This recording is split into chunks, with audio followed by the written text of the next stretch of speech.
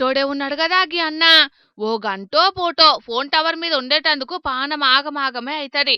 అసొంటిది గీ రైతన్న ఒక్కరోజు కాదు నెల కాదు ఏడాదినర్థం టవర్ మీద నిరసన చేసి అనుకున్నది సాధించిండు. 560 రోజులు నేల మీద అడుగు పెట్టకుండా ప్రభుత్వం మెడలు వంచిండు పంజాబ్ దిక్కుండే గుర్జీత్ సింగ్ కల్సా అన్న.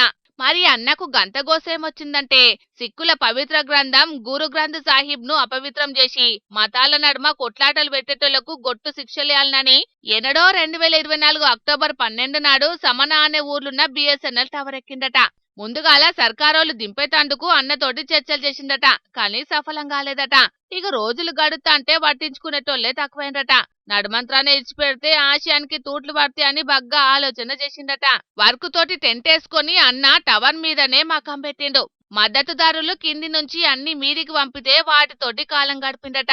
ఒకటికి రెండుకి ఆడున్న వర్కులనే వాడుకుంటా కిందికి పార్సల్ పంపించిందట.